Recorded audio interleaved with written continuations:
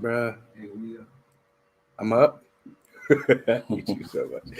All right. Peace and love, family. What's going on? It is your boy, Mario Quinn, and we are here with yet another episode of the Level Up Podcast. It's a beautiful Monday evening. It was raining a little bit, but now it subsided, so I'm excited about that. But I'm more excited about today's episode. We got the new look. We got the light set up. Everything looking real jiggy, right and exact. You know what I'm saying? So we're back in action. But this is episode 88 of the Level Up Podcast. Of course, I'm joined by my wonderful co-host, my boy Rizzy Reek. How you feeling? Yo, I'm good. How you? Hey, man, you already know, man. I got my brew. You know, I'm with the crew. We're feeling good. You know what I'm saying? You know what I'm saying? You know, anywho. Monday. Yes. I mean, Monday's always like a chill day for us. You know what I'm saying? We don't, nothing really happening here. It's nothing happening, but we get our work done. Right. You know, we get it's more of a productive day than afterwards, you know. Right. Well, podcast, we get to meet our guests. Right. Get to meet cool people doing cool shit here in the city and stuff. But on that note, I'd like to introduce our very, very special guest on this episode 88 of the Level Up Podcast, my boy, Gallo Locknez. How you feeling today, brother? Hey, I'm good. Thanks for having me. No doubt, man. Sure. Thank you for being on the show. Yeah. He was early, y'all. He came early. There was no CP time today. It was early. No stereotypes. No stereotypes. He came in, everything was all set up perfectly. We still had to set up a little bit. You know what I'm saying? And we only 10 minutes behind. What? Only. Only. I'm just kidding. Man, people be late today on. Right. We really started at 8:45, y'all. So we were early. But anywho, my man Locknez, if you could tell the folks, you know, who you are and what it is that you do here in the city of Pittsburgh, brother. Yeah, for sure. I go by Gallo Locknez. I've been out in Pittsburgh for about 6 years. Okay. Originally from New York. And eastern Pennsylvania, more like Poconos, Allentown area. And man, I rock out here with a lot of artists out here. I produce for a lot of artists. Okay. You know, I feature with a lot of artists. Yeah, for sure. So I just knocked out a collaboration with Frizzy. Frizzy. Yeah, I just did a joint. Actually, I'm working on a joint with Holly Hood right now. Okay, I know Holly Hood. Amber, that's the homie. She helped us. You know, do the thing to meet the people to be here. No doubt. So Holly Hood is special to Pittsburgh. And just a lot of people, man. Just a lot of up and comers, and you know, Royce band. And, okay, that's the homie, Jay Royce. Okay, so you worked with some dope people. Oh yeah, so the city's connected. Everybody really know everybody. Right. Yeah, my guy Dizzy. Okay, that's we know Dizzy. Hey, you know what's crazy? The story I was telling you about having to use the bathroom. Yeah. It was Royce that took my That's spot. Hilarious. Dizzy. That's hilarious, yo. Yeah. That's crazy. Yeah. Small world, but it's a small city. Right. One thing that I like about the city, though, is that you know, people all about, especially the people I meet, is about unity. You know what I'm saying? I know, like any city, because I've been around. Right. You know, it's hard to find unity, and then there's people, there's cliques and people that got issues or whatever. But you know, for me, I'm not about that. Right. You know what I mean? I'm all about, you know, strength in numbers. So, right. Yeah. No, that's peace, bro. So, you know, I mentioned this to you earlier. You have a very unique name. Yeah, for sure. So, Gallo Locknez. Yeah. Tell us about that. Why did you choose that name? Yeah. You know what I mean? So Gallo came from, it actually started out as just Gallo. Okay. And, you know, Gallo in Spanish is actually pronounced gallo. Okay. And it means rooster. Oh. You know what I mean? And so I'm like pico de gallo? Yeah, exactly. Chicken, right? Nah. But basically, like, if anybody, you know, if you follow me long enough, everybody knows I'm always saying, like, wake up. You know what I'm saying? So, like, the rooster, it always wakes people up. You know what I'm saying? Okay. But then I used to go by Gallo, a.k.a. Locknez. You know what I'm saying? And every time I do interviews, everybody be like, Gallo Locknez. You know? And I'm just like, you know, I'm like, nah, it's Gallo, a.k.a. Locknez, right? Like, you know, also known as Locknez, right? Where did the Locknez part come from? So I love the whole thing about Locknez, like the Loch Ness Monster. You know what I'm saying? So I've just made it my own, honestly. Okay. You know what I mean? So I made it my own as the Loch Ness. Like so the mysteriousness. Yeah, I love it. Exactly. Have you really seen it? Have we really seen it? Is it real? Is it not? You know what I mean? Like, I love that. And then, like, my whole thing is, like, as a rapper or as an artist, is like, yo, y'all can't see me. So you know what I mean? So I just love that whole thing, you know what I'm saying? I love that. Y'all can't see. Yeah. I use that bar. Yeah. I use that the Lockness in a rap. Yeah, a lot of people, man, I love it. But so anyways, what ended up happening is I was going by Gallo, and then when you would Google Gallo, a lot of Gallos would come up. You know what I'm saying? So because a lot of Gallos came up and everybody was calling me Gallo Locknez, you know what I'm saying? It was just like, you know what? I'm gonna run with it. It makes sense. And there's only one Gallo Locknez in the world. Right. You know, exactly. So for marketing purposes and branding purposes, you know what I mean? I went with Gallo Locknez. Nice. Cool. Let me turn these comments on. Oh, they will appear here. All right. Yeah. Am I? Hello? Okay. I was like, can y'all hear about him? How many people we got on there? 2. About 3 listeners. About 3 right now. 2? Yeah, man. You always asking how many people we got. We got 100 million people watching the joint. So that's dope, man. So producer, you moved here from New York, East Pennsylvania. Correct. You've been here for 6 years. Yeah. Talk a little bit about before that. Like, how did you make that decision? You know what I'm saying? Like, I just want to do music. Like, what got you, inspired to produce and and get yourself off the ground in that way? No, for sure. Mm-hmm. So, I started off rapping. You know what I mean? I started off rapping, and I'm wrong. My bad. Nope. I started off making beats. Okay. Like my pops is a musician. Okay. And my pops is we lived in the Poconos, and my father worked during the day, but in the basement he had like all this equipment, and he would never let me touch it. Right? Unless he was there. Right. So when he was there, he would show me music, like the piano. Actually, he would try to teach me the piano. But he had like a drum machine and all this stuff.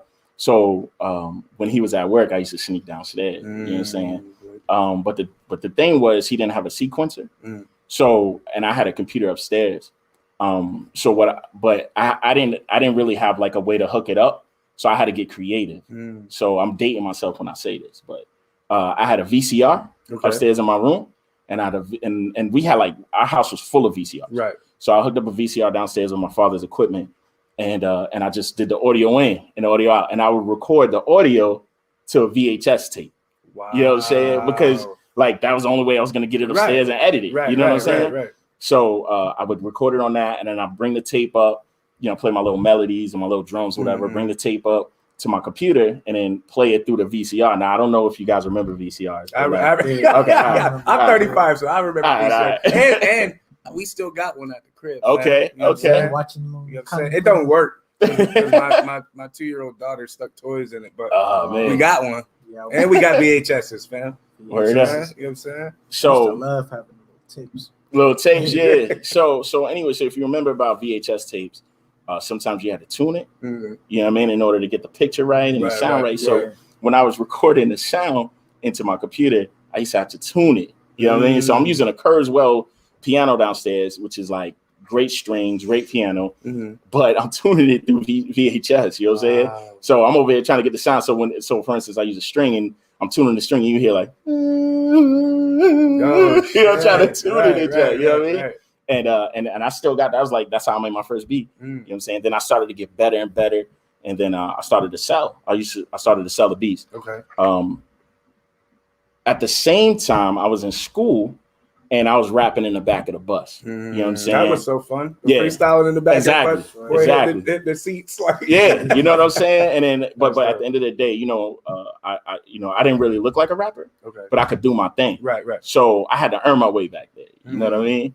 And, a lot of people wrote me off, whatever. And then I did my thing and everybody's like, yo, like, G is nice. You know what I'm saying? So, with that, you know what I mean? I started selling beats. People found out I made beats. Then rappers wanted to come around and hang with me because it's beats. Everybody need beats. You know what I'm saying? Right. We didn't have YouTubes and what is it, Beat Stars and all that. Like we didn't have that. He made it from scratch, from the core. You know what I'm saying? How looking at today's world and like how different it is from back then. Like how easy or hard was it for you to like transition into this like newer way? Oh yeah, well I've always been a creative, so I'm thankful that I was able to afford like a keyboard with a sequencer. But actually, man, how they used to do it back in the day, like I wasn't around then when they used to have tapes and had to cut and they had to a few people had to work the board and stuff. Like I didn't have to do all that So when I learned, it was difficult, but for me, because that's how I learned, it wasn't difficult. You know what I'm saying? That's why I started. So then when I transitioned to like a keyboard, my first keyboard was a Roland Phantom. So I purchased the Roland Phantom, and I had the sequencer and the sampler and the sounds and all that. And I loved it. And then from there, I went to Pro Tools, and then I got a motif, and then And then I stayed in the box. So you make beats on Pro Tools too? No. Okay, because I got I got a homie who could do. I'm like, I just never heard that. I heard Pro Tools for like recording vocals and stuff like that. But like, I'm like, whoa, you could do beats on that. That's crazy, right? Yeah, I did. I started there, but that didn't last. Right. It's got to be so tough. Like, using all. I mean, it might be good for maybe the mixing process. I would assume that's probably why. But it was like my first like visual of waves. You know what I'm saying? So. That's where I started off with my first DAW. Then I moved to Cubase, and then I moved to what's that joint? Acid Pro. Yeah. Bro, sorry, my headphones almost flew off, family. But no, I had Acid Pro in college, bro. Yeah, I was in my dorm making beats, singing it and shit, bro. That shit was fun, bro. I love that shit. It was fun. You had a limited amount of sounds, right? But you made the best of it. Right, you know what I'm saying? Acid Pro. So I did that, and then I went to I went to Reason. Okay. And I went to Reason because I went back to Cubase, and then I went to Reason. But I went to Reason because I got signed by Rockwilder. You know who Rockwilder is, the producer?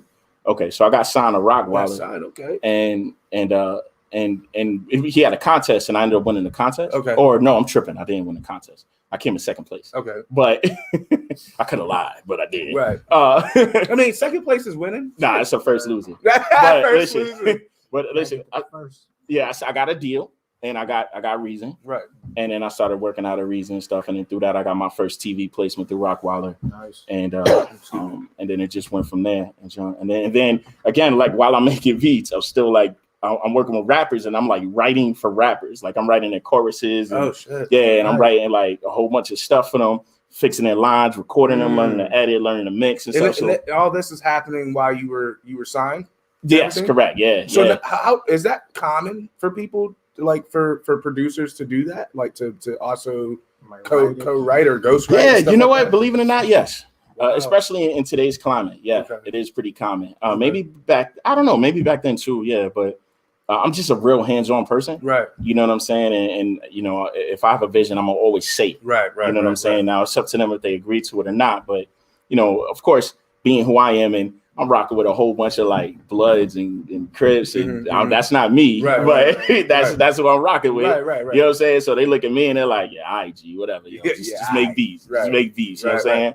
But then once I got nice, or once they saw that I was nice, then they was like, all right, yo, let me hit you later, bro. Right. Hey, bro, you still got that? Yeah. You was telling me about Exactly. Hey, man. Exactly. Hey, listen, I'd be like, Ivan, write a couple bars for me. No doubt. What I'm saying? Like, teamwork. And it works. You know what I'm saying? If it's good, it's good. I'm not going to I don't feel bad about letting, you know what I mean? Like, if it's a hook or, a line or two, you know what I'm saying? That's dope. So you were signed. Like, I mean, what was that experience like? It was cool. Like being in the industry, you know what I'm saying? Yeah. It was cool, man. I got to meet Buster. I got met Eric Sermon, Maya. Nice. I feel like some other people too. It wasn't a lot though, but it was a cool experience. It was my first experience of the industry. Right. Since then I've had plenty of experience of it, but that was my first experience, and I learned a lot. I learned that politics is huge. You know what I'm saying? And if they don't like you, it doesn't matter how talented you are. You know what I'm saying? It's like a person, like if they don't like your personality type shit. Yeah, or if you go again, like I said, I say what I say. You know what I mean? If it's on my mind, if it's on my heart, I'm gonna speak it. Right. You know what I mean? No matter what it is. And I'm gonna say it with love, but at the end of the day, it's how they take it is how they take it. Right. You know what I'm saying? I can't help that. Right. You know what I'm saying? So that was just, that was a similar situation. But, the whole situation, shout out to Rockwilder too. That's a good guy, man. That's big bro. But, at the end of the day, man, he signed a few producers and, Rockwilder ended up getting sick and he was in the hospital and a lot of people were complaining that nothing was moving. You know what I'm saying? When we first got signed, he was getting us on TV, right? You know what I mean? Music on TV and stuff. And then once he got sick, people was complaining. So he came out and thankfully he made it out and was like, yeah, I'm done with this, yo. Y'all can all go y'all own way since y'all don't appreciate what I'm trying to do for y'all. So that's cool. What was the process though of being signed? Like what was your experience like once you got signed? Like how did everything go? Yeah, so they sent me a contract. And I signed the contract and I didn't have it looked over by a lawyer. I learned that was a bad mistake. And it was a long contract. Yeah. I was hyped, bro. Like, listen, man, like, you gotta understand, like, being who I am, coming from where I'm from, I didn't fit in. You feel me? Right. So, like, now I got a national established art producer, worked with Destiny Child, Michael Jackson, Jay-Z, you know what I'm saying? Was like, yo, sign this dotted line. I'm like, y'all. Exactly, like, y'all, you know what I'm saying? So, you know, I signed it, whatever, and it wasn't a bad contract, thankfully. You know what I'm saying? But there were definitely things in it, you know what I'm saying, that I didn't know. You know what I mean? And if you know, if Rockwilder was a bad person, he could still have me locked down. You know what I'm saying? That's crazy. But he's not. He's a genuine, loving person. So I'm thankful for that.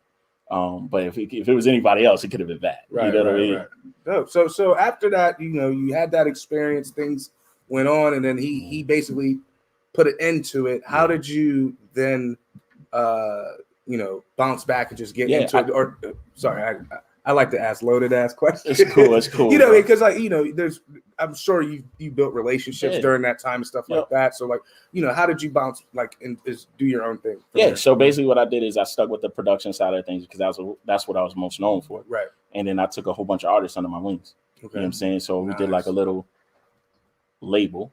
Okay. Not professional, but you know what I'm saying? I got one of those. Yeah. You know what I'm saying? No LLC. Right. Like you join. Yeah, exactly. And we called it Left Lane. And it was popping. You know what I mean? I had some rappers, I had singers, and then I still had connections. You know what I'm saying? So I was still using those connections and getting shows and putting albums out and stuff. And, you know, compared to now, it's not the same level of quality. But back then, you know, we felt we was unstoppable. You know what I'm saying? I had an investor, which was cool. So he was paying for our studio time. We was going to the dopest studio in the Poconos. You know what I'm saying? In the Poconos. Yeah, in the Poconos. I heard down there was real nice. Yeah, it's okay. It's okay. The Poconos. Yeah, it's you know, man, it's crazy because that like sound like the Booms to me. Man. It's definitely a lot of trees. It's you know what? It's a tourist spot. Okay. Or was a tourist spot. Wait, ain't that where they got the Kalahari Resort? There is Kalahari over there. Yep. There is Kalahari. I've been there. I've been there. Yep. But it's big for skiing. It used to be really big for tourists. Okay.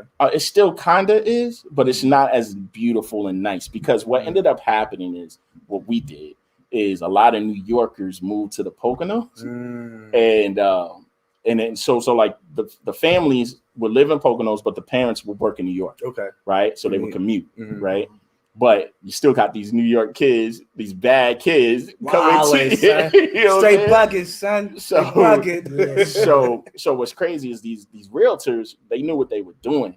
So when people from New York would come, they would only show them a certain area. Oh wow. Okay. And then of course a lot of people from New York are black, right? That come over. And before they came over, it was majority white. You know what I mean?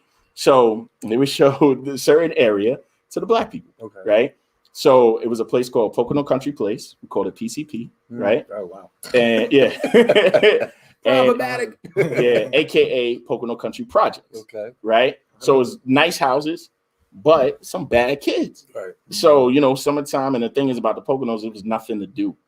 So what are kids gonna do? They're gonna find something to get into. You know what I mean? So they're from New York. Everybody trying to claim hard. People getting guns, rubbing drugs, and you know, the shootouts and drive-bys and break-ins. They brought the hood to you. Exactly. So that's just what it was, man. And you know, but this still was nice areas. You know what I mean? And then after I graduated high school, because we were all integrated, after I graduated, it was too much for them over there, for the Poconos. So they ended up making another school with just like black kids. And then there was like a school with just like white kids. Yeah, it's crazy. Wow. So they literally segregated you. Yeah, basically. And to make things worse, the first graduation of the new school, there was a stabbing. Oh my God. Yeah. And the dude wasn't even from here. He was from like New York. You know what I'm saying? So just to make things worse, you know what I mean? That's wild. So yeah, so like it, but you know, it doesn't matter where you live, crime is everywhere, right? It's everywhere. For sure. Yeah, it's everywhere. So it's just a matter of like, do you want to be around that or not? You know what I'm saying? And me being young, I'm not gonna front because I made beats, because I rap, I attracted a certain crowd, and I chill with a certain crowd. But at the end of the day, too, I make my own decisions. You know what I'm saying? So I wasn't too deep into it. You know what I mean? Right. So that's good. Yeah, it's all good. No, that's the Poconos kind of remind me of where I went to school, because it was like. Where you go to school again? I went to Lincoln University. Okay, where that's at? That's why I said I know a couple people from the Poconos. Yeah, that's it's kind of near Philly, Delaware. Yeah, I knew that sounded dumb familiar. Lincoln, I was like, "There's a Lincoln here." Right, Lincoln University. Yeah, it's like, near Delaware, absolutely, Philly area. Yep. But just knowing how it is, like bringing those people from New York, Maryland, Pittsburgh, everywhere, beefing. Yeah, somebody even during homecoming, like somebody got stabbed. There was always something going on, shooting. Yeah, because you know what it is, though. It's like they hype because there's nothing to do. There's nothing to do. They're trying to find something to do, and they trying to prove themselves, right? You know what I mean? Like, because at the end of the day, like I said, like there's Bloods and Crips, but is it really Bloods and Crips, or is it just their friends saying, "All right, we're gonna be Bloods today." You know what I'm saying? We're gonna beef with them for today, just cause. Exactly. Because that's how it was. Like people was beefing over like territories. Like, I'm from Philly, I'm from New York. Yeah, I'm repping this territory. I was just like, you don't even own it. You don't even own it. This ain't your man. Yeah. Right. Let's just all be always cool. baffled me, but it's a part of the programming, right? Absolutely. You know what I'm saying? So, what, my man Gallo, what would you say? And all this, like what you told us about your journey. Yeah. What was like, okay, I'll read that later. Okay. Sorry, I was lost. Somebody just copied it. I saw it in my periphery. Okay. But what would you say is like the one of the biggest like lessons you learned, like life lessons you learned, just like in terms of like from where you started getting signed and to where you are now? Just be yourself. You know what I mean? Take pride in yourself. Don't try to follow anybody else. Don't try to be like anybody else. You get further when you're more genuine. Right. You know what I'm saying? I met all types of characters. You know what I'm saying? I like that he used characters. Yeah. Because people are fucking characters. Absolutely. Like, yo, what's wrong with us, what bro? are you trying to do? Right. Like, the camera's off, bro. What are you doing? Right. But I mean, it is what it is. Like, for me too, man, I try not to judge people. At the end of the day, man, I don't know anybody's situation. You know what I'm saying? So that might be their escape. You feel me? So, but it's not me. But it just is what it is. Right. But yeah, just being genuine, man, and be yourself. And then, for me, I've done a lot. I've accomplished a lot on my own. You know what I'm saying? No management, no label. And I've done a lot. I've worked with a lot of people within the industry, a lot of companies, and I did it on my own. And I've asked for help. Right. And people will be like, well, nah. like nah. You know what I'm saying? Be like that, man. Yeah, that's just how it is. So for me, I'm not like that. Right. You know what I'm saying? I in the beginning, I'm gonna keep it 100. In the beginning, I did a lot of free things for people, and that's another lesson I learned is after a while you can't do too much. There's only so much. It's you know who Gary Vee is? Absolutely. Okay, so he got the jab, right hook theory, right? Yeah. And like the jabs, that's you giving shit away. That's you doing the shit for free. But then once you do it enough, you throw that hook. Exactly. You know what I'm saying? So because I believe in doing some stuff for free, for sure, but like not to. Don't exploit yourself, right? Don't. It's like you can ask me to do stuff, but don't keep doing. Oh, can you do this? Exactly. Right. Then it's taking advantage. You're taking advantage. And what happens? What I've learned is because, like I said, immediately after the Rock Wallet thing, I started with the label. Right. Label. Yeah, the label. And and then people started reaching out to me like, yo, like, I love your beats. How much for beats? You know what I mean? I wasn't even thinking along that. You know what I'm saying? So people started asking me that. And I'm like, you're like, oh, I can sell these shit. I'm over here giving this shit away, like spaz studio time and doing all this stuff. Right. So then once I started doing that, the people I was working with was like, yo, why your beats sound better for them than me? You know what I mean? It's like because they paying me money. But that's not even the case. At the end of the day, I took pride in everything I did. But, people just feel like they own you. You know what I'm saying? Right. Once they get too comfortable, right. Yeah. You know what I mean? They feel entitled. Right. You know what I'm saying? So they don't even want to get to know you. They just want to, get the stuff off. Yeah, exactly. Take advantage. So at the end of the day, for me, man, what I learned is one of the biggest lessons I learned is just creating value in your work. You know what I'm saying? and slow snaps for that all day. And basically, it doesn't have to be monetary. You know what I mean? It can be monetary, but it could be time. It could be trades. You know what I'm saying? Whatever is valuable to me and that person. You know what I mean? I believe in win-win situations. So, you know what I mean? If I could create a win-win and it helps you out and it helps me out, I'm all for that. Right. But it's gotta be, it's gotta be of equal value. Reciprocal. Yeah, it's gotta be of equal value. So for instance, say I wanted this camera, maybe this camera's worth $1,000, whatever.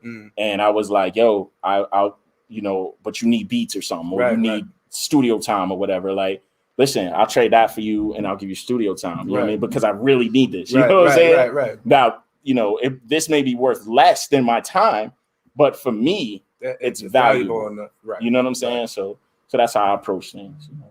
I feel like everything needs kind of after everything kind of needs some type of award. Like, treat somebody, help somebody any type of way you can. When they do stuff for you, like they're doing favors, like trade favors. Yeah. Make sure you got somebody's back. Yeah, I agree. I think that's important. However, I also feel like when you do things for people, don't expect anything in return, because that's where disappointment comes in. Yeah, you know what I'm saying, and then you get upset with people, and they don't even know why you're upset. Right. That's why like you said, you got to place your value on exactly. things. You got to be clear. And got to be clear. And you have to have boundaries. There's a certain level of things, like certain shit you're just not going to do, certain shit that you will do. Exactly. It's like that's with anything in life, bro. That's with anything, relationships, anything, like for sure. Have some type of boundaries to keep everything. For sure. Yeah. But sure.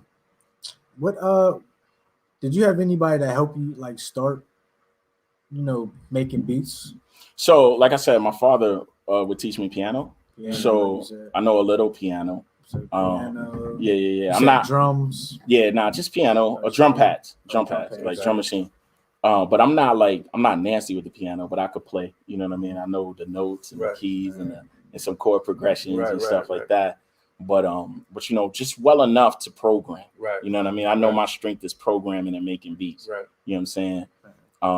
And then when I moved to Pittsburgh, when I first moved to Pittsburgh, I was out here alone. I didn't really I knew somebody, and I'm not gonna drop no names. Right. But I knew somebody, and he's very popular out here. I bet you I know who it is. Nah, you don't know. But if he's popular, is he like? I bet you. Is he black? It's not an artist. It's not an artist? It's not an artist. Is it a videographer? No. Okay. Nah. Nah. Nah. Not an artist at all. Nah, it's not an engineer. It's a musician. It's a musician. Yeah. But all right, I'm stopping. Played it too. Probably a jazz musician. Yeah, I'm not. Yep, it is jazz musician. Is it a jazz? But that's it. We're not going no more. 6 years. All right. White guy, black guy. So listen. So what happened was. When I moved out here, I thought this person was gonna help me anything. You know what I mean? But there's no hard feelings. No it's still my guy. Okay. It's still my guy. But I had to make my way through here. You know what I'm saying? And make a name for myself. You know what I mean? And one of the first things was Whammo, and I hit up Whammo, and I can't remember the dude that was working there at the time. He's not there no more.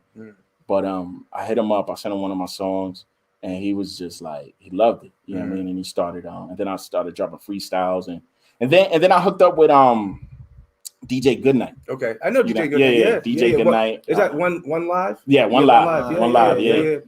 And that's still my guy. You know what I mean? And he's still doing it, bro. He's still doing it. That's my guy. Respect to him. I remember I did one of his shows. Yeah. He was like, man, just gotta hold the mic. Yeah, no, he good people's, man. He's looked out for me a lot, man, and he's introduced me to a lot of people.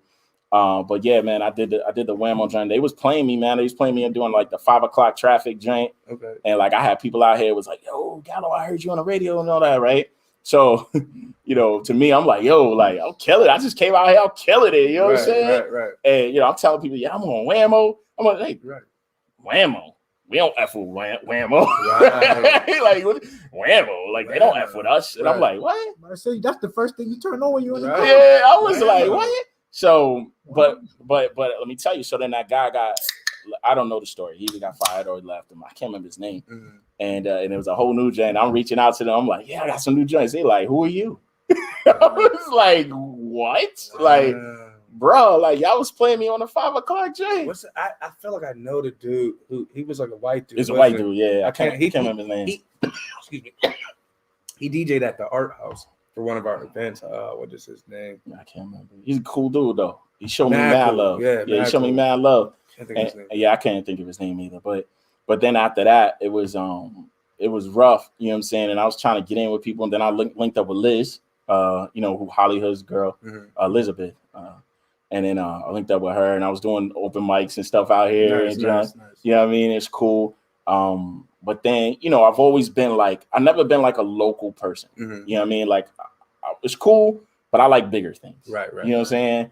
So I started to, I started to put my music more out there and stuff. And then I got looked at by Universal. I got looked at by Atlantic. And then I got looked at by an independent label, right, out in Florida. Mm-hmm. And I can't remember what year this was. I want to say it was like 2016 or 2017. And I had 3 deals on the table. You know what I'm saying? Like 3 deals on the table. I knocked out an album. I was going to sell it to them. And, bro, everything just went bad. And all 3 of them folded on me at the same time. You know what I mean? Was it a timing thing? I don't know, man. Because the album was dope, man. I actually ended up putting it out. But it was a dope album. You know what I mean? It was cool.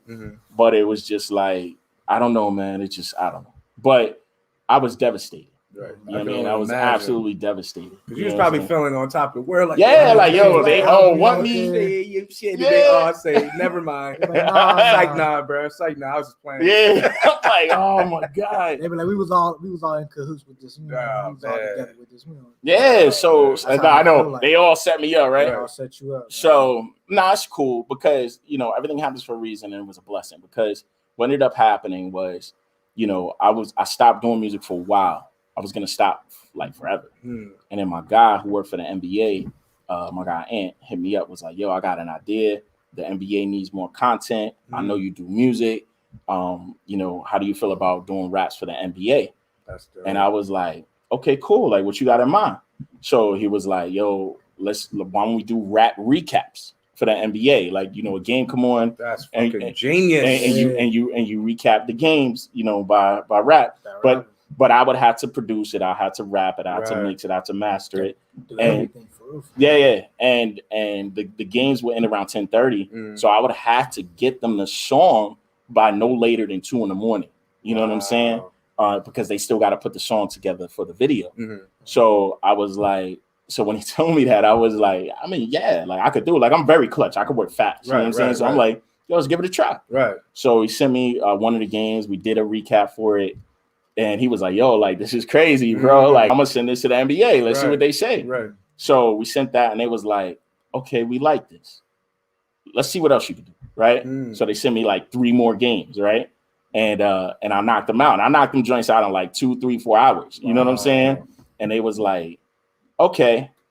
And then they was like, they didn't want to pay me at first. They was like, of course, yeah, not. They were like, yo, you can do all this work, for free. Come on, you know you can do that. We're only worth billions of dollars. Exactly, you could do this for free. Exactly. So I was like, bro, this is a lot of hard work. They're like, nah, you're gonna be a star overnight. Da da da.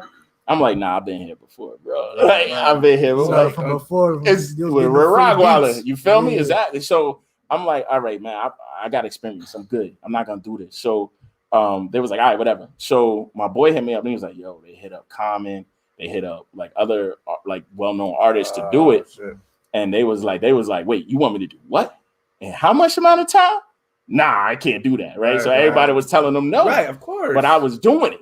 So they was like, okay, how much you want? And I was like, now they saw that it was valuable. Exactly. Right? Exactly. So we came up with a deal. It was funny too, because the dude was in Africa when he called me. He was like, yeah, like mad delay. So it was crazy. But yeah, it was crazy. So like I talk and it'd be like mad gap. Right. Yeah, Gallo. Yeah. Gallo. Yeah. Like, mad space in between the call. Like the call should have been like 10 minutes and it was like an hour and 10 minutes. You know what I mean? That would have been so awkward. Yeah, but nah, it's all good. So anyways, we worked it out. And it was dope because they paid me and I got perks. I got to go to games for free. They sent me out to the All-Star game in LA for free, which was dope. The year was in LA. So that was what 2000. I don't watch basketball. Either 2018 guy. Or 2019. Okay. I'm not sure what year. I think it was 2018, 2019. Okay. But I just know every year, it's different. Yeah, but it was LA. I had never been to Cali. I had never been to Cali. So this was your first time going to Cali. Yeah. It was fire. I got off the plane. They had somebody waiting there with my name. You know what I'm saying? Like, oh, yeah. Like I was like, hey, can you stay there? Can I get a picture? Right. Like, I took a picture, and then they put me in a hotel with all the players. Nice. So like, and all the celebrities and stuff. Yeah. So I got pictures with Jaylen Brown, Eric Gordon, and then. I don't know, man. I'm not one of those people like, can I get a picture? Can I get a picture? Can I get a picture? Right. Like the way that worked out was just like we was in the elevator together. You had to. Yeah, it was like it was right after the 3-point slam dunk contest, and they had called me. I got stories. My bad. I told you. Go ahead, please. Yeah, yo. So I'm at the slam dunk contest is ending. My guy's like, listen, Charles Barkley wants you to come to the TNT party, but Bob, who's basically is my boss, right? Is like he wants you to do a recap of the slam dunk contest, right? So I'm like, party or slam dunk contest? I'm like, all right, I want to make an impression, so I'm gonna work. I'm gonna go back to the whole, and I brought my studio, I brought my laptop, my microphone, and everything, so I could record in a hotel. So I'm like, all right, I'm gonna go work. I'm gonna do this in record time, right? And try to make the party. Right. So I got there. I left, and I was going to the elevator, and I saw somebody in like a janitor jacket, and some kid went up to me. He was like, "Can I get a picture with you?" And he was like, "No, right." So I was like, "Okay, who is this?" Because I only saw him from behind. A janitor's jacket? Yeah, it said like janitor or something like that, right? I guess it was something fashionable. I don't know. But I get in the elevator, and I go to the elevator. It's Eric Gordon and Jaylen Brown. You know what I'm saying? Like that's who had the janitor jacket on, and then like a whole bunch of chicks. And I get in that makes sense. Yeah, bro. Let me tell you, this hotel was wild. Wow, it was popping. Anything's possible in LA. Oh my god. Right. So anyway, so I'm in there, right, and it's a funny story. So I have coffee, right, because I'm big on coffee if I'm doing something. So I had coffee in my hand, and Jaylen, and I'm quiet, everybody quiet. And then Jaylen starts talking to Eric Brown. He's like, yo, how'd you do tonight? Because Eric Brown was in the 3-point contest. And he was like, I didn't win. And I don't know what happened. I was just had some bravery come over me or something. And I was like, nah, but you did your thing, bro. You know what I'm saying? I don't totally interrupted. You know what I mean? Just jumped in the conversation. Right.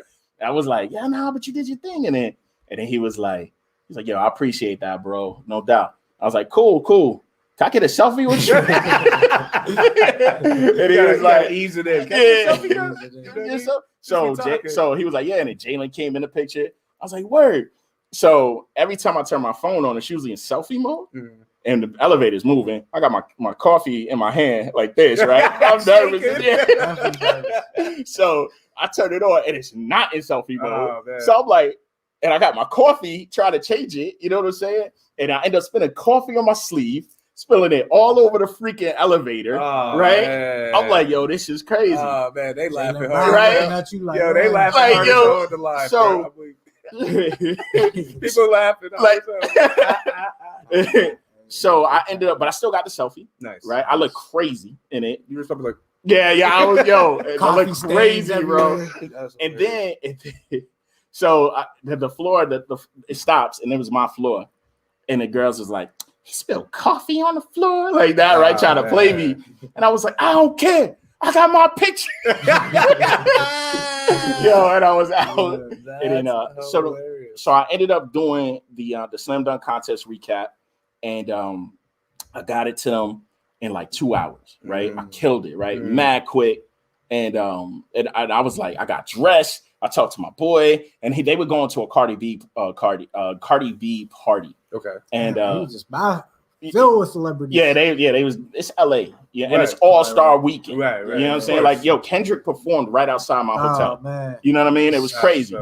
So anyway, so I'm like, so he's like, yeah, they're gonna go to a Cardi B, and he said, and then he said my boy Anthony should be at the Charles Barkley joint. So I'm like, cool. So I got dressed real quick. I had to change because I had coffee. You know what I mean? So I had to change.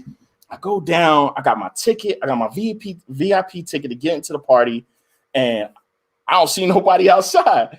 And I'm like, so I asked the guy, and I was like, hey, where's the TNT party? And the dude was like, oh, it just ended. You just missed it. And I'm like, yo, are you kidding me? Yo, I was so heartbroken. Like, I'm not gonna front. Like, I had, and then before that, the day before, I had a run-in with somebody that I knew, and they were entourage or somebody that was famous, and they have made me feel bad too, like I didn't belong there. So now this is like 2 nights in a row of disappointment. Damn. You know what I'm saying? So I'm like, man, F this show. So I go back to the bar and I get a drink, and some dude is there, and he was like, aren't you Gallo? And I'm like, yeah, I am. He goes, yo, let me buy you a drink. And I was like, cool. So he got some pictures with me, and they're drunk, right? They're blasted. And they're like, hey, we're going to go to the Cardi B party. You want to ride with us? Nah, I'm good, bro. Like, because they are gone, right? And I'm not going to front. Like, I'm kind of just like feeling like. Right, you felt defeated. Yeah, exactly. Yeah, like I did all this work. I did all this stuff, and like nothing, all the fun stuff is not happening for me. Right. You know what I mean? So anyways, I go to sleep, whatever. I wake up the next day and I get a call, and it's Bob, who's like, the dude that's put it all together. And he's like, hey, are you sitting down? And I'm like, I can be. Oh man, that's good or bad. Either good or bad. Yeah. So normally when they say, are you sitting down, is bad. Yeah. Normally. It's wow. So he was like, I'm like, okay, yeah, I'm sitting down. He goes, all right, check it out. First of all, I got you floor seats for the All-Star game. So you right on the floor. And I'm like, that's because every other seat I was on top, right? And the nosebleed. Yeah. So he's like, yeah, exactly. So he was like, but I don't know if you guys been to Staples Center, but it's like almost every seat is dope. You know what I mean? Just the way they have it designed, kind of like the Steelers stadium. Okay. You know what I mean? So it wasn't that bad up top, but I mean, floor seats is better. Right. So he's like, yo, so I got you floor seats. I was like, that's crazy. Like I was hyped, He goes, that's not it. He goes, yo, we love what you did with that slam dunk contest. We're going to play it on the Jumbotron during the game. And I'm like, no. Like, yo, stop playing. So I get to the game, and I'm by myself, of course, right? And everybody with their own people, but I'm by myself. And but it's a whole bunch of rich people. Right. You know what I mean? Like Anthony Davis's mom is right in front of me. There's another actor right over here. And but the people that actually ended up sitting next to me, I didn't know them, but they own radio stations in Toronto. And they was like, Drake is my neighbor and all this stuff. Like, that's what they were saying. I don't know if it's true, but that's what they were saying. Right. And so anyways, I'm sitting there, and I got it on video. It's on my Instagram. And he texts me and he goes, yo, it's about to come on. I'm like, all right, cool. So I got my phone ready. You know what I'm saying? Get it right. And bro, like, it showed it on the Jumbotron. You know what I mean? It's a timeout. It's on the Jumbotron. And I'm filming it, and like, if you watch the video, I'm like, yo, that's me. Yo, that's me right there, right? And the lady's like, wait, what? That's you? I said, yeah, that's me, right? And she's like, and her husband was like, that's impressive. He's like, when did you do that? I said, last night. He's like, that's impressive. And I was like, word up, yo. Like, I felt like the man. That's so dope. I felt like, so with everything that happened that week, even though it was a blessing the whole weekend, but things that didn't work out, I just forgot about it all. Right. Because at that very moment, I felt on top of the world. Because technically I was, right? I was on the Jumbotron. All-Star weekend. All-Star weekend, bro. Celebrities, millions of people. You know what I'm saying? I'm on it, bro. I was hyped, dog. You know what I mean? So that was definitely the highlight of my visit to LA for All-Star. And then I went home. They forgot to book me a flight back, by the way. Oh, no, they didn't forget to book me a flight back. They forgot to give me a cab back to the hotel. And that was a whole nother story. But I ended up getting there, and I got home. But it was cool. Yeah. That's what's up, man. Yeah, that's a long-winded story. My bad. That was so long. Good. I mean, it was kind of a story. It's inspiring, though, man. Inspiring. And it shows you, like, what you can do with your craft. I didn't even know they did shit like that. You can make fucking recaps of games and rap about it. And now that's a thing. Like, some good commercial deals. Showing people, like, there's different ways to use your craft and monetize and make a career out of it. So that's really dope. Yeah, the first season I did like 20 something joints for them. You know what I mean? Fans loved it. I had another page Gallo page, and I have mad followers. You know what I'm saying? Like people's following me. Especially the first time it came out, like I had to turn my phone off because my notifications was crazy. Wow. You know what I'm saying? But I did like 20 joints. Then the next year, they created a team just for me, right? Which was dope. But unfortunately, we didn't really see eye to eye. You know what I mean? I truly feel like the team they brought on board was just not into hip hop. Right. They was more into like the marketing and the business side of things. So, and then they started to try to write my raps. And I was like, you better say like you the ghostwriter. Yeah. Right. He said, I'm the ghostwriter. Let me stick to my writing. Let me do what I do. So anyway, so what happened was, I only did 2 songs that second season, right? But the one song was for the Christmas games, and then the second song was for Damian Lillard.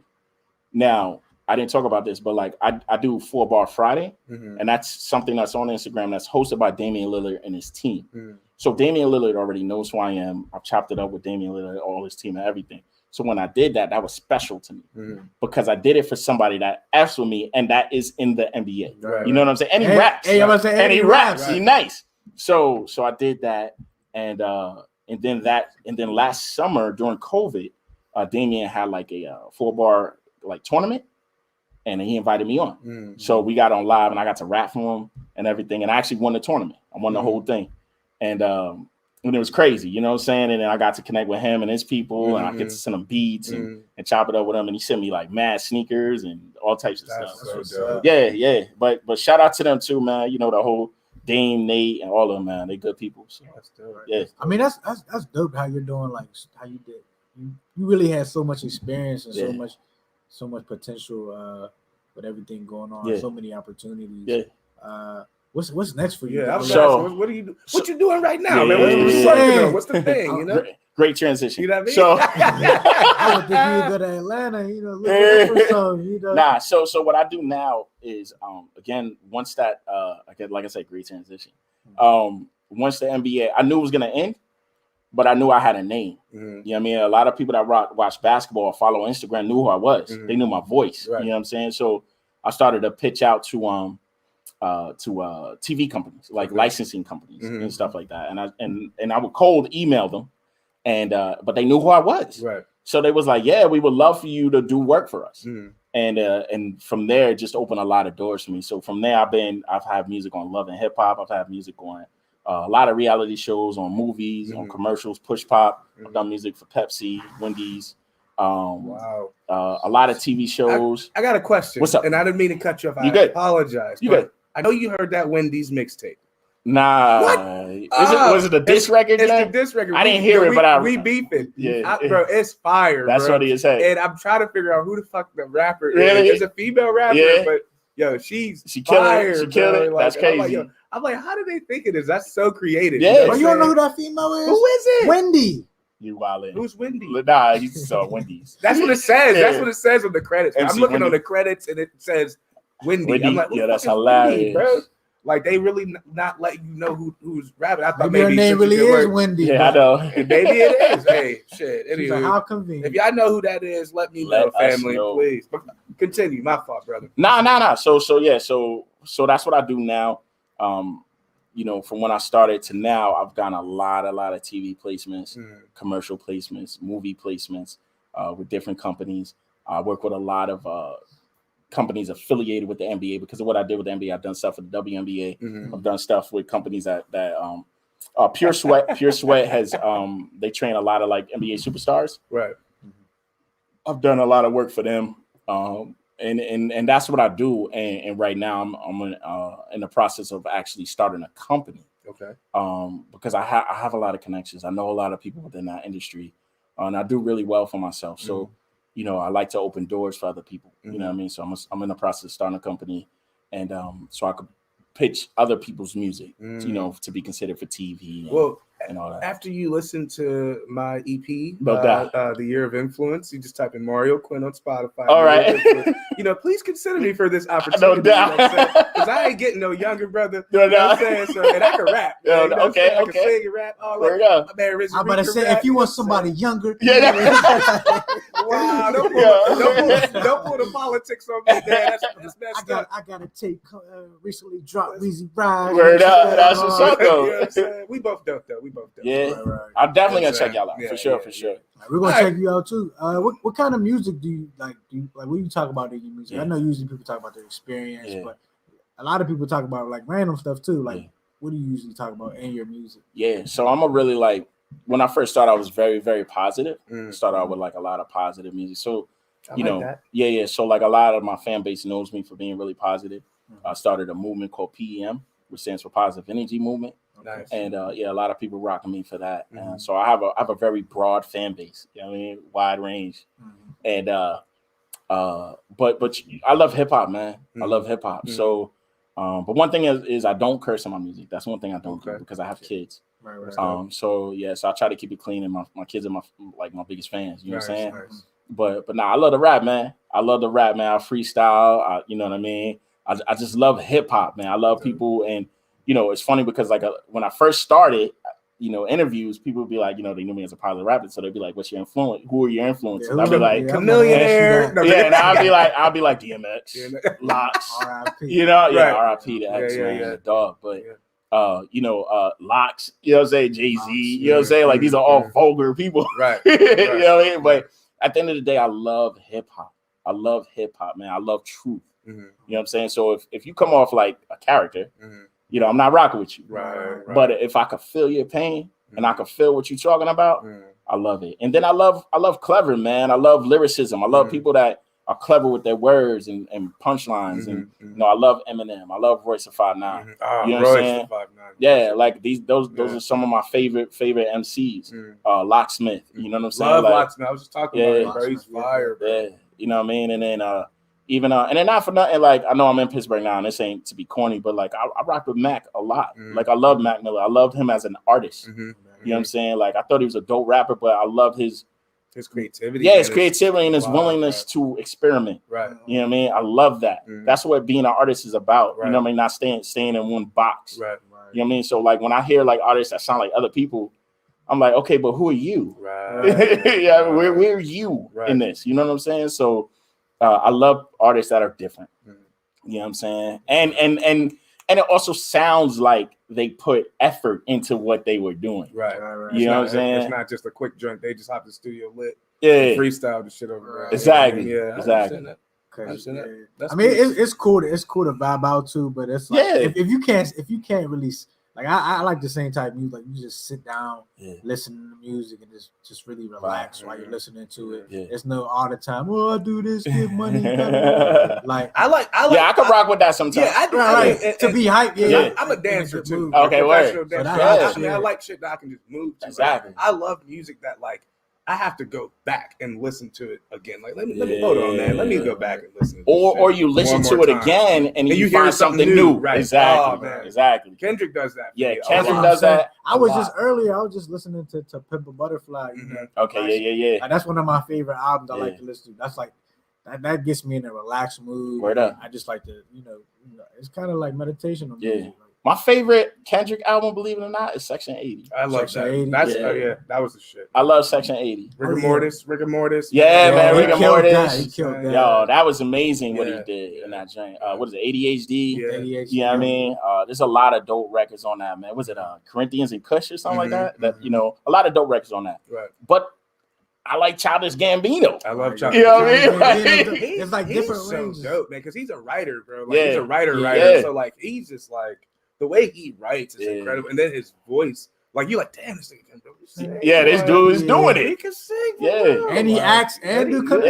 Yeah, like incredibly talented. Right. You know what I'm saying? So, you know, I love, again, like I said, I love artistry. Right. I love artistry. So Well, I'm gonna pass it to some of these comments real quick. I was curious. There's no questions. We are running on time. I'm gonna have you freestyle right after this too. And then I'm gonna ask my no question. and then we're gonna get off here so you can get out of here on time and everything like that. Yeah, I just got a text. You know what I'm saying? Yeah. So we got Charles. I'm so sorry, buddy. Charles Cactogango. Oh gosh. Sorry, Charles. I know I did you wrong, bro. But he calls himself Cap C in the house. Oh Cap my God, Cap C. Cap What up, C. Cap? All right, I should have just read that part. Yeah. So he says, "Yo, what's up?" He says you're one of the most genuine cats that he knows. Yeah. Humble. He said, "Big ups." Sharon Nance. She says, That's my wife. "Oh, that's sweet." She says, "Love that man right there. He's the truth." No doubt. And then we got Katie Roman. All right. She was like, "Hello." Yeah. She was one of those. That's my best friend. and then my homegirl Erica Davis, aka Sunshine. She says, "Big ups to you, brother." That's so I just want to make sure we showed them. Shout out to love. you, Erica. Yeah. Thank you all for tuning in. Please tune in, of course, next week. You check us out on Spotify as well if you want to listen to any of the other episodes we've done. We, always interviewing really dope people, doing dope shit here in Pittsburgh. So we appreciate y'all, man, for being real fans and checking us out. You get a lot of love over there too. You know what I'm saying? Oh, yeah, they're giving us hearts and stuff. Yeah. Love it. But anywho, all right, let's get a freestyle, quick little. You can give me a quick 8. You ain't gotta do a full 16, or it could be a written. It don't gotta be freestyle. I'm ready for You know this. what I mean? Nowadays rappers who they say they freestyle, they spitting or written anyway. Yeah, I try not to. I could always tell, man. Yeah, I I try not to because like I can't even really memorize my written. Right. So I just be trying to have fun. Right. But all right, cool. Throw me on the spot, dog. You couldn't text me this before we. No, you a rapper? No, let's do it. All right, let's do it. I ain't got no beat, but acapella. Listen, chilling out here in Pittsburgh, trying to get first. Never spit a written verse because it works. Edit it. Spit like this when it's time to, dog. You understand that I'm repping it. Off the top, haters talk a lot. I tell them, get off my B, get off the... Okay, hold up. Let me keep it clean. I do my thing with the white shirt and the scene. I don't know. But listen, this is different. Even if it's off the top, it's free spitting, but you're going to pay for it when you hear the beats and the words and the verse. And I spit like this. I kill rappers, put them in a hearse. When it's time. See, now you got me, dog. Now I'm ready to rock. Hey. Let me show you exactly what I do. I had to loosen up for the crew. This is me too. And you know I keep it tough. They said that I was on this level. Nah, dog, I had to level up. This is exactly how it's supposed to be. When I rap like this, nobody close to me, supposedly. Y'all was going to try to be here, but I'm like, nah, dog, I disappeared. I'm not anywhere near any of these haters. I'm married and no, I'm not a player. But baby, you could text me later. No, I'm kidding. I'm just kidding. He was joking. That was a joke. I'm just joking. I just like to have fun. That was dope, man. I love that you have the ability to like catch yourself when you're about to say a swear word and like. So this is my problem with freestyling. Sometimes as soon as I mess up, I'm like, oh, and I lose it. I don't like try to pick it back up. So that's something that like we freestyle literally almost every night, especially before we record. That's dope. We'll do a quick freestyle session just to warm up and stuff. Yeah. And like so we're getting better. But like that's something that I've been working on. So that was dope, man. I appreciate it. I appreciate it. It was. Bro, I could, but I'd rather freestyle with somebody because then I can feed off energy and we can keep going back and forth. Yeah. I mean, that's cipher, man. That's why we do. That's why when you cipher with us, you be killing it, bro. And like it's practice because I be trying. And especially if you hear somebody that's dope, you're like, all right, I just said something whack this last time I went, and they just really went hard. So now I gotta go harder. Now I gotta be metaphysical with mathematics. You know what I mean? Doing all that shit. You know what I'm saying? But anywho, because you got the text and we're running low on time, I'm gonna actually skip my I'm gonna ask the no. Okay. And then we'll go straight to the social media because you kind of answered because I have a question where I'm like, if there's a young person watching, what advice would you give them? But you kind of gave that advice already. Be genuine to yourself and all that. So your number one no, man. This is something that you just like, man, I can't bang with that, man. Can't. Just being fake. I like it. Because he said be authentic. And then, of course. Yeah, because being in the industry, man, you see it so much, man. You know what I'm saying? Especially in California and then people trying to follow that, people are just not themselves, man. Love yourself. Right. Always. Right. Where do you see yourself in 5 years? I mean, somewhere in the tropics. I love to travel. Okay. So I mean, I definitely want to buy. Yeah, man, I want to buy some property in a tropical area and and just keep still making music. You know what I mean? With the beach and the view. Mm-hmm. You know what I'm saying? Open window. Right, you know, right. I seen Dre like that, and that always like inspired me, man. He had his beat set up, and he had the window and the ocean out there. Wow. Like, man, I would love to do that. Wow, the shit you can create when you're in the right atmosphere. Right? Absolutely. You know, last but not least. Okay, he got to get his questions. Nah, you good. You good. You haven't like name your top 3 producers that you're like that kind of implicates you, like that kind of helps you. Yeah, it's gonna be the people that are super original. Timberland, Dre, and this is tough because there's so many. But you know what? I'm gonna say Pharrell. Pharrell? Yeah, I'm gonna say Pharrell's Pharrell. official. Yeah, I love Pharrell. I love Timberland. I love Dre, but I love so many, bro. Like, you know what I'm saying? Like Jay Dilla, Kanye, RZA. Like, yeah, those are like my favorite. But top 3, I'm gonna say Timberland, Pharrell, Dre. Nice. Yeah, and shout out Rock too, Rock Wallen. Right. That's what's up. No, that's good because like having by you having like people that like that kind of help you make your music. Like, yeah, for sure. Based off of what you make. Like, based off what they're making. You inspiration. Copy it. Yeah, inspiration. Yeah. And like, go ahead. No. I was gonna read a comment, but go ahead. Yeah. No, like rap wise, like when I first started, like my favorite rapper was Jay-Z. Mm-hmm. So like people would like I would mimic Jay-Z. You know what I'm saying? And like chill. You know what I mean? I can hear it a little bit in your voice, bro. Nah. People say it still too sometimes, but like my style is just so different now. You know what I mean? Like they don't compare me to Jay-Z anymore. Nice. Plus, I stopped wearing New York fitteds. Right. Because I used to rock New York fitteds all the time. Right. With the butters. Yeah. With the buttons. With the butters. Yeah. You know what I'm saying? Well, anywho, man, Gallo, thank you so much for joining us. I know we're short on time. Yeah, thank you for having me.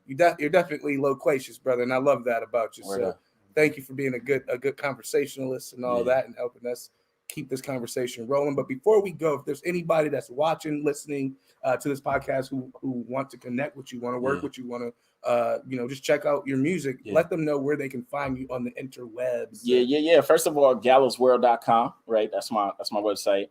All my social media is there. But if you search Gallo Locknez on anything like we talked about, right, you'll find me. You know what I mean? Facebook, Twitter, YouTube, all that. Nice.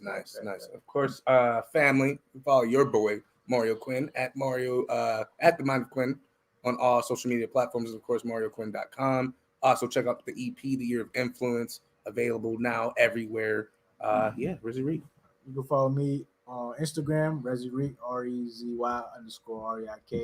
All my links to my accounts are on my link tree. So that's that link tree. I gotta get up on that, man. I just found. Well, I knew about it, but like I try to get that on there, so people can find me faster than just looking on certain sites or whatever. So you can find that on there. Check out my music on all platforms, Easy Rise, and shows and stuff coming soon. Okay. Let's get it. Well, family, thank you so much for tuning in. Of course, you can always look up Level Up Studios at Level Up PGH, leveluppgh.com. We do great work. We have classes for kids, dance, recording, music production classes, visual arts classes, acting, you name it, we got it. We're always working and trying to inspire young people to be great through creative arts. So check us out. Yes, you can. You said shows, so it made me think about it. You got any shows? Yeah. So Urban Law Recording, shout out to them. They're doing starting a whole new virtual series, sweet, which is going to be held at the Vault Recording Studio in Neville Island. Nice. I'm hosting it and I'll be performing it. That'll be on May 1st. Yeah, May 1st. Okay. Yeah, and it's the first. It's the first show of the series. There'll be mini series. We're looking for artists. You know what I mean? I want to be down, but I know everybody miss performing. So, we create a safe environment and where people can still perform. People buy tickets to tune in. The artists get paid to perform. I believe in that. I don't believe that the artist should be paid to perform. Right. The artist should get paid. I agree. Yeah, so the artists will be paid. And man, that's gonna go down May 1st. Urban Law Recordings. Urban Law Recording. Yeah. Where's that located at? So at Penn Hills. Penn Hills? Penn Hills. But the studio where we're gonna do the show is on Neville Island. Where's Neville Island? I heard that. I think it's near Robinson. Okay. Robinson. Yeah. Can you DM us that information? Absolutely. Because I'll be really interested in sharing it and also right. We could potentially participating if it's still available. Yeah, absolutely. So I would love to do that. That's dope. Well, man, Gallo, you are a true inspiration, brother. Thank you so much for being on the show. Thank you for your time. Yeah, appreciate you. Word up. You like, you know what I mean? I didn't know you was disconnected. I'm glad I didn't do no research. I would have been shook. I'm like, he famous as shit, y'all. It's like, no. And family, thank you so much for tuning in. It's your boy Mario Quinn, Rizzy Reek, our boy Gallo Locknez. This has been the Level Up Podcast, episode 88. Peace. We out. Yo.